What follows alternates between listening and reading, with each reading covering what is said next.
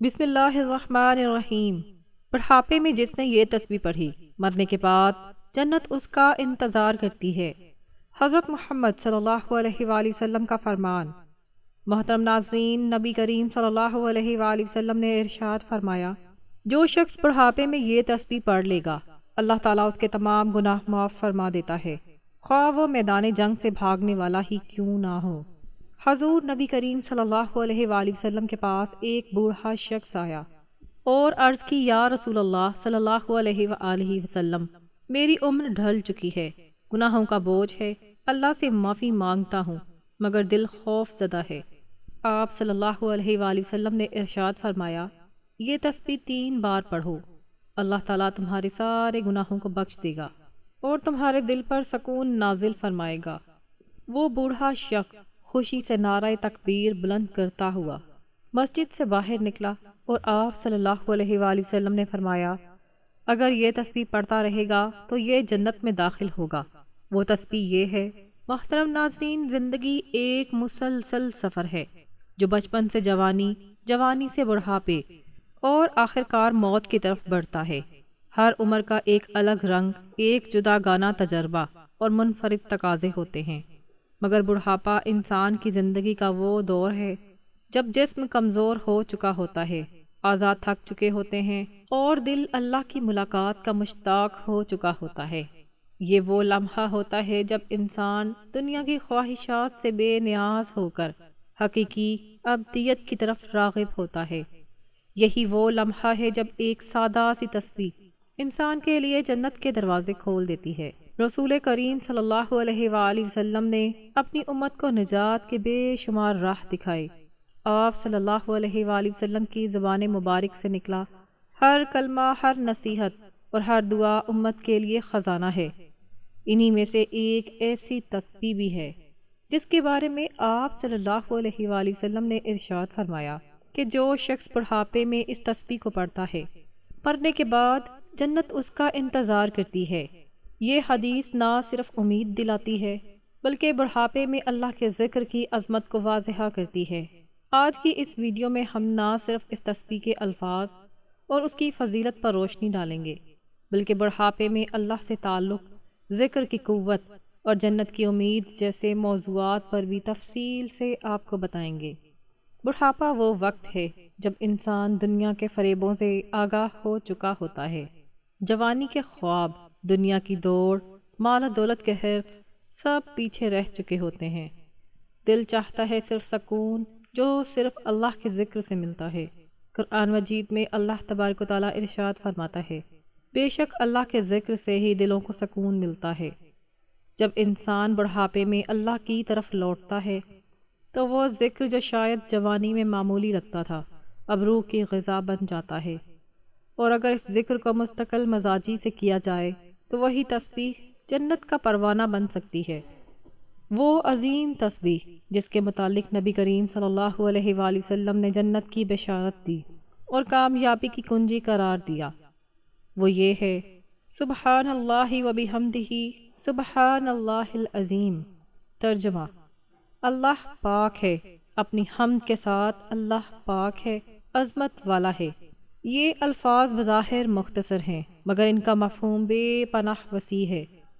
حضرت ابو ہریرہ رضی اللہ تعالی عنہ سے روایت ہے کہ رسول اللہ صلی اللہ علیہ وآلہ وسلم نے ارشاد فرمایا، 2 کلمے ایسے ہیں جو زبان پر ہلکے، میزان میں بھاری اور رحمان کو بہت محبوب ہیں، سبحان اللہ و بحمدہ، سبحان اللہ العظیم۔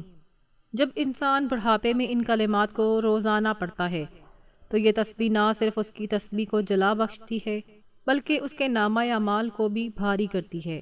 یہ بات اپنی جگہ بے حد معنی خیز ہے کہ نبی کریم صلی اللہ علیہ وآلہ وسلم نے بڑھاپے میں اس تسبیح کے پڑھنے والے کو جنت کا انتظار کرنے والا قرار دیا۔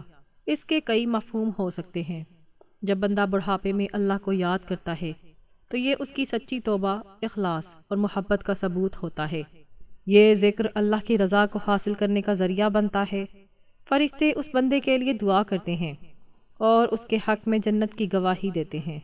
جب روح نکلنے کا وقت قریب ہوتا ہے تو یہ ذکر بندے کو اطمینان اور سکون دیتا ہے۔ یہ تسبیح قبر کو روشن کرتی ہے، جیسا کہ کئی احادیث میں ذکر ہے کہ ذکر الہی قبر کی تنہائی میں روشنی بن کر آتا ہے۔ جو شخص کثرت سے ذکر کرتا ہے اس کے لیے پل صراط پر سے گزرنا آسان ہو جاتا ہے۔ بڑھاپے کی عبادت کی ایک خاص فضیلت ہے جو نبی کریم صلی اللہ علیہ وآلہ وسلم کو بہت محبوب ہے، مگر جس نے بڑھاپے میں اللہ سے لو لگائی وہ اللہ کا خاص بندہ ہے، کیونکہ بڑھاپے میں جسم کمزور ہوتا ہے، نیند زیادہ آتی ہے، یادداشت دھندلا جاتی ہے۔ پھر بھی اگر کوئی شخص اللہ کا ذکر نہ چھوڑے تو اس کی محنت کا اجر کئی گنا بڑھا دیا جاتا ہے۔ ایک مشہور ولی اللہ کا واقعہ ہے کہ وہ عمر کے آخری حصے میں صرف یہی تسبیح پڑھتے رہتے تھے۔ ان سے جب کسی نے پوچھا کہ آپ صرف یہی تسبیح کیوں بار بار دہراتے ہیں تو انہوں نے جواب دیا کہ میں نے نبی پاک صلی اللہ علیہ وآلہ وسلم کی بشارت پر یقین کیا ہے اور میں یہ چاہتا ہوں کہ جنت میرا انتظار کرے۔ چند ماہ بعد وہ بزرگ دنیا سے رخصت ہو گیا۔ ان کے چہرے پر ایک خاص نور تھا اور ان کی قبر کی مٹی خوشبو سے مہک رہی تھی۔ ناظرین، اگر آپ یا آپ کے والدین، دادا دادی یا کوئی بھی بزرگ اس دنیا میں ہے تو ان سے درخواست کریں کہ وہ یہ تسبیح روزانہ ضرور پڑھا کریں، اور اگر آپ خود بھی بڑھاپے میں داخل ہو چکے ہیں یا اس کی دہلیز پر ہیں تو اس ذکر کو اپنی زندگی کا حصہ بنا لیں۔ اللہ تعالی ہمیں بھی بڑھاپے میں اپنے ذکر سے جڑے رہنے کی توفیق دے اور اس تسبیح کو ہمارے لیے جنت کی بشارت بنائے۔ محترم ناظرین، نبی کریم صلی اللہ علیہ وآلہ وسلم حضرت جبرائیل علیہ السلام کے ساتھ ایک ایسے روحانی سفر پر روانہ ہوئے جو نہ زمین کا تھا نہ آسمان کا۔ وہ ایک عالم نور تھا جہاں نہ وقت کا گزر تھا نہ فاصلوں کی حدیں۔ نبی کریم صلی اللہ علیہ وآلہ وسلم کے چہرہ انور سے اس نورانی جہاں میں ایسے ہی روشنی پھیل رہی تھی کہ جس طرف نگاہ جاتی منظر سجدے میں گر جاتا۔ حضرت جبرائیل علیہ السلام ہاتھ باندھے ادب سے آگے چل رہے تھے اور نبی کریم صلی اللہ علیہ وآلہ وسلم کے قدموں کے نشان ہر ذرے کو ایسا شرف عطا کر رہے تھے گویا اس پر جنت واجب ہو چکی ہو۔ چلتے چلتے نبی پاک صلی اللہ علیہ وآلہ وسلم نے ایک عجیب منظر دیکھا۔ سامنے اونٹوں کی ایک طویل قطار کھڑی تھی۔ ہر اونٹ کے اوپر ایک صندوق رکھا ہوا تھا اور ہر صندوق پر کفن لگا ہوا تھا۔ جبرائیل علیہ السلام نے عرض کیا، یا رسول اللہ صلی اللہ علیہ وآلہ وسلم، یہ وہ راز ہیں جو قیامت تک بند رہیں گے، لیکن آپ کے حکم سے سب کچھ کھولا جا سکتا ہے۔ نبی پاک صلی اللہ علیہ وآلہ وسلم نے ارشاد فرمایا، اے جبرائیل، ان کو کھولو تاکہ ہمیں ان کے اسرار دکھائے جائیں۔ جبرائیل علیہ السلام نے آسمان کی طرف دیکھا اور پھر عاجزی سے بسم اللہ الرحمن الرحیم پڑھ کر پہلے صندوق کو کھولا۔ صندوق کھلتے ہی روشنی کا ایک سیلاب باہر نکلا اور اس میں ہزاروں انڈے تھے۔ ہر انڈے کے اندر ایک ذرہ تھا اور ذرے میں خشخاش کا ایک دانہ تھا۔ جب نبی پاک صلی اللہ علیہ وآلہ وسلم نے اس خشخاش کے دانے کو دیکھا تو فرمایا، سبحان اللہ، جبرائیل یہ کیا ہے؟ جبرائیل علیہ السلام نے عرض کیا، یا رسول اللہ صلی اللہ علیہ وآلہ وسلم، یہ کائنات کا وہ راز ہے جو انسان کی عقل سے بہت بلند ہے۔ جب انہوں نے اس خشخاش کے دانے کو کھولا تو اندر ایک جہان آباد تھا۔ اس جہان میں دریا بہہ رہے تھے، پہاڑ کھڑے تھے، پرندے اڑ رہے تھے اور ایک عظیم مجمع لگا ہوا تھا جس میں علماء خطبہ دے رہے تھے، اور وہ علماء اعلان کر رہے تھے کہ اے انسانوں، عنقریب ایک آخری نبی آنے والا ہے۔ وہ ایسا نبی ہوگا جس کے آنے سے زمین کو زندگی ملے گی اور آسمان کو سلامتی۔ جبرائیل علیہ السلام نے ان علماء سے فرمایا، اے صاحبان علم، وہ نبی آ چکے ہیں اور یہ جو تمہارے سامنے کھڑے ہیں یہی وہ آخر الزمان نبی صلی اللہ علیہ وآلہ وسلم ہیں۔ سب علماء فوراً اپنی جگہوں سے ادب سے کھڑے ہو گئے اور ان کے چہروں پر نور کی چادریں آ گئیں۔ ان کی زبانوں سے بیک وقت ایک ہی جملہ نکلا، مرحبا یا حبیب اللہ صلی اللہ علیہ وآلہ وسلم۔ نبی کریم صلی اللہ علیہ وآلہ وسلم نے فرمایا، اے جبرائیل، یہ منظر تو ایسا ہے کہ دل کو کپکپاہٹ ہو اور روح وجد میں آ جائے۔ جبرائیل علیہ السلام نے عرض کیا، یا رسول اللہ صلی اللہ علیہ وآلہ وسلم، یہ تو ایک صندوق کا راز ہے اور اس جیسے ہزاروں صندوق ہیں۔ ہر صندوق میں لاکھوں جہان آباد ہیں اور ہر جہاں میں آپ کی آمد کا ذکر ہو رہا ہے۔ آپ کی نبوت کی روشنی ان انڈوں کے اندر داخل ہو کر عالموں تک پہنچ چکی ہے۔ پھر نبی پاک صلی اللہ علیہ وآلہ وسلم نے ایک اور صندوق کھولنے کو کہا تو حضرت جبرائیل علیہ السلام نے بسم اللہ پڑھی اور دوسرا صندوق کھولا تو اندر ایک شہر آباد تھا۔ اس شہر کے در و دیوار پر لکھا تھا لا الہ الا اللہ محمد الرسول اللہ صلی اللہ علیہ وآلہ وسلم۔ اس شہر کے ہر مکین کی پیشانی پر نور تھا اور سب ذکر کر رہے تھے۔ نبی کریم صلی اللہ علیہ وآلہ وسلم کی آنکھوں میں آنسو آ گئے اور فرمایا اے جبرائیل یہ کون لوگ ہیں؟ جبرائیل علیہ السلام نے کہا یہ آپ کی امت ہے جو ابھی دنیا میں نہیں آئی مگر ان کے دلوں میں آپ کی محبت رکھی جا چکی ہے۔ ان کا رزق، ان کی دعا، ان کا ایمان سب اسی ذکر سے جڑا ہوا ہے۔ نبی پاک صلی اللہ علیہ وآلہ وسلم نے ارشاد فرمایا اے جبرائیل اگر یہ سب میرے امتی ہیں تو کیا ان کے گناہ معاف ہوں گے؟ حضرت جبرائیل علیہ السلام نے کہا یا رسول اللہ اگر وہ آپ کا نام لے کر ایک بار بھی آنکھیں بھر کے رو لیں گے تو ان کے گناہوں کو زمین سے آسمان تک معاف کر دیا جائے گا، اور اگر وہ ایک بار بھی پڑھ لیں تو ان کے نامہ اعمال میں ہزاروں نیکیاں لکھ دی جائیں گی۔ نبی کریم صلی اللہ علیہ وآلہ وسلم نے ارشاد فرمایا جبرائیل ان صندوقوں میں کتنی نشانیاں ہیں؟ حضرت جبرائیل علیہ السلام نے عرض کیا یا رسول اللہ صلی اللہ علیہ وآلہ وسلم ان میں ہر اس شخص کے راز ہیں جو آپ سے محبت کرتا ہے، اور ہر وہ آنسو محفوظ ہے جو کسی نے رات کی تنہائی میں آپ کا نام لے کر پایا ہے۔ محترم ناظرین، اللہ تعالیٰ فرماتا ہے اے ابن آدم ہم نے تجھے مٹی سے پیدا کیا اور مٹی میں لوٹا دیں گے، مگر اس درمیانی سفر میں تجھے عقل دی، شعور دیا، آنکھ دی، کان دیے، زبان عطا کی، اور سب سے بڑی نعمت یہ تھی کہ تجھے ہم نے اپنے بندوں میں چن لیا اور تجھ سے کہا کہ دیکھ یہ زندگی صرف کھیل تماشا نہیں، ہم نے تیری زندگی کے ہر مرحلے کو نشاندہی کے ساتھ بنایا۔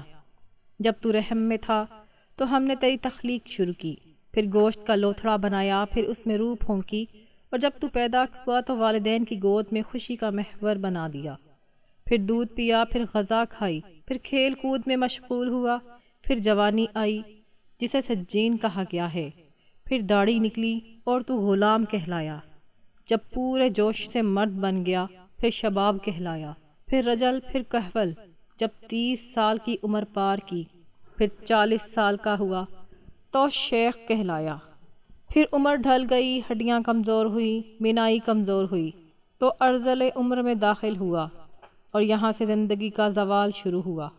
حضرت انس رضی اللہ تعالی عنہ سے مروی ہے کہ رسول اللہ صلی اللہ علیہ وآلہ وسلم نے ارشاد فرمایا کہ جس کی عمر اسلام میں 40 سال کو پہنچ جائے اللہ تعالیٰ اس کو 3 بیماریوں سے محفوظ فرما دیتا ہے، جنون جذام اور برص، یعنی جب وہ 50 سال کا پہنچتا ہے تو اللہ اس پر حساب کو آسان فرما دیتا ہے، جب 60 سال کا ہوتا ہے تو اللہ تعالیٰ اسے اپنی طرف رجوع کی توفیق عطا کرتا ہے، اور جب 70 سال کا ہو جاتا ہے تو آسمان والے اس سے محبت کرنے لگتے ہیں، اور جب وہ 90 سال کا ہو جاتا ہے تو اللہ تعالیٰ اس کے تمام پچھلے گناہ معاف فرما دیتا ہے۔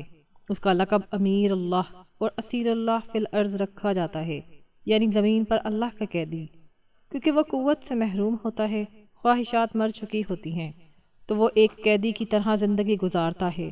حضرت ابو بکر صدیق رضی اللہ تعالی عنہ سے روایت ہے کہ آپ نے فرمایا نبی پاک صلی اللہ علیہ وآلہ وسلم کے پاس ایک شخص آیا اور پوچھا یا رسول اللہ صلی اللہ علیہ وآلہ وسلم سب سے بہترین شخص کون ہے؟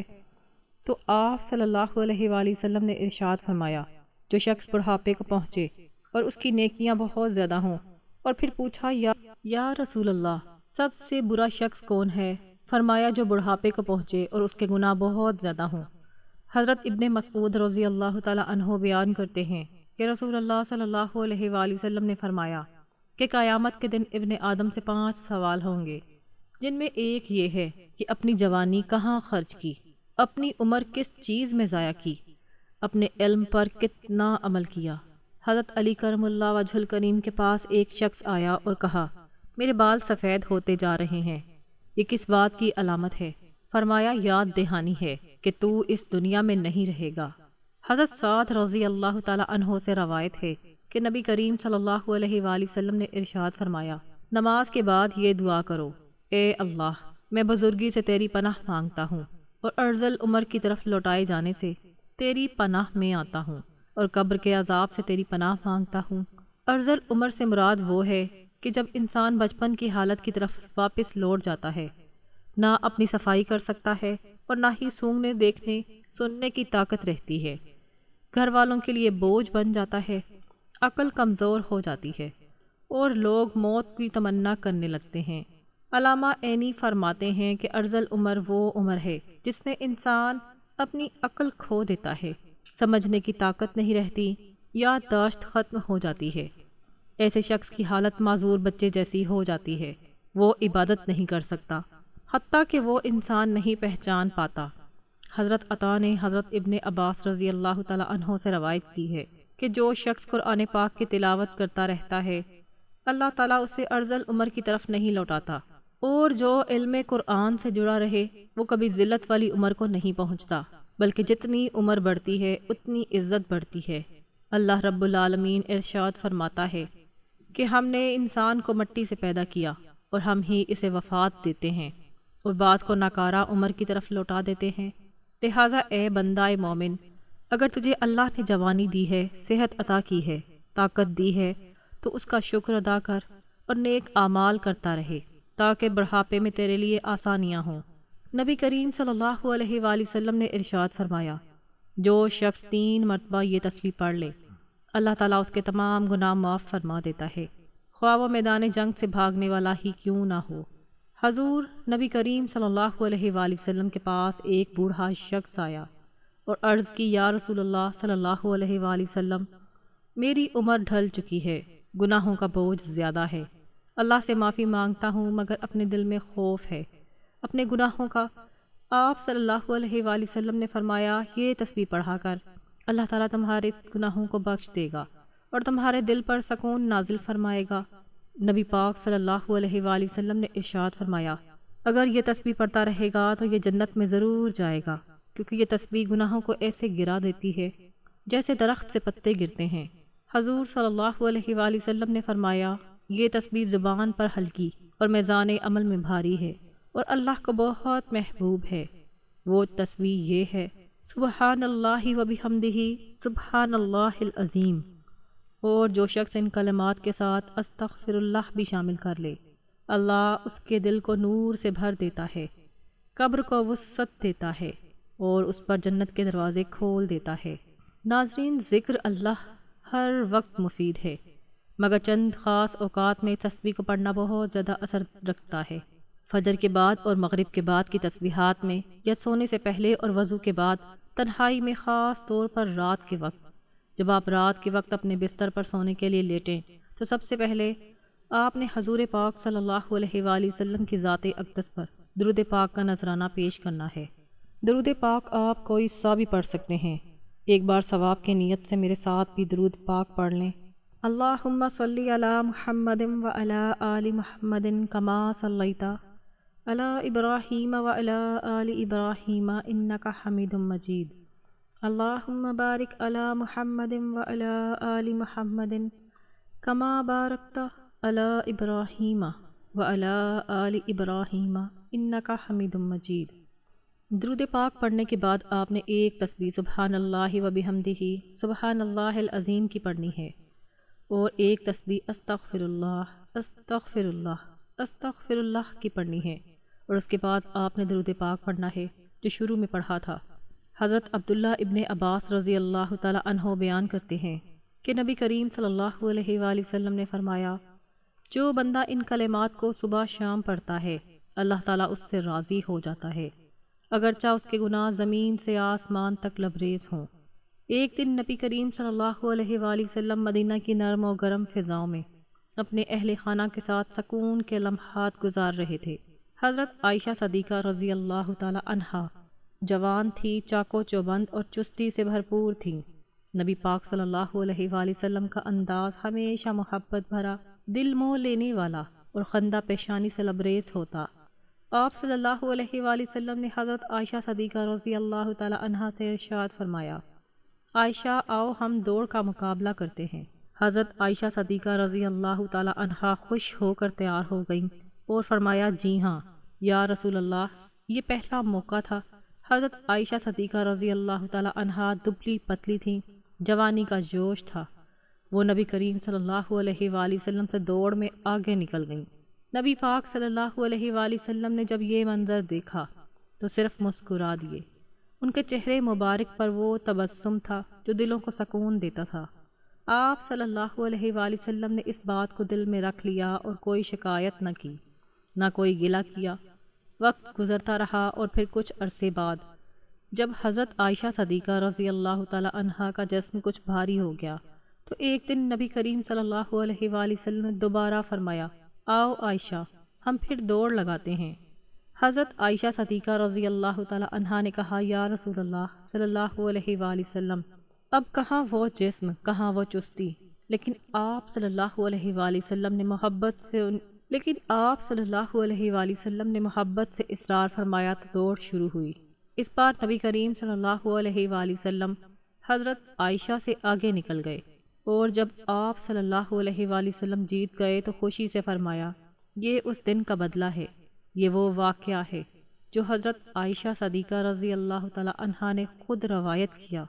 یہ دوڑ کا منظر صرف ایک تفریح کا منظر نہ تھا، بلکہ اس میں نبی پاک صلی اللہ علیہ وآلہ وسلم کے اخلاق کا وہ پہلو جھلکتا ہے جو حسن سلوک، محبت اور شفقت اور خوش طبعی کا اعلیٰ ترین نمونہ تھا۔ آپ صلی اللہ علیہ وآلہ وسلم نے ہمیں سکھایا کہ محبت، خلوص، مسکراہٹ اور زندگی کے ہر رشتے میں نرمی کا نام ہے۔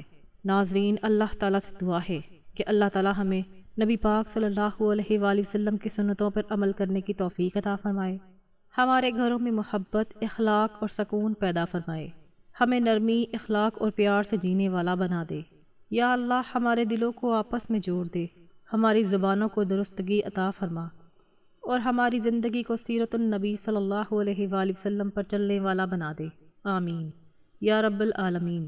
ناظرین، اگر ویڈیو اچھی لگی ہو تو اس ویڈیو کو لائک کریں، دوستوں میں شیئر کریں، اور کمنٹ باکس میں اللہ تعالیٰ کے 99 ناموں میں سے ایک نام ضرور ٹائپ کریں۔ اگلی ویڈیو تک کے لیے اجازت دیجیے، اللہ حافظ۔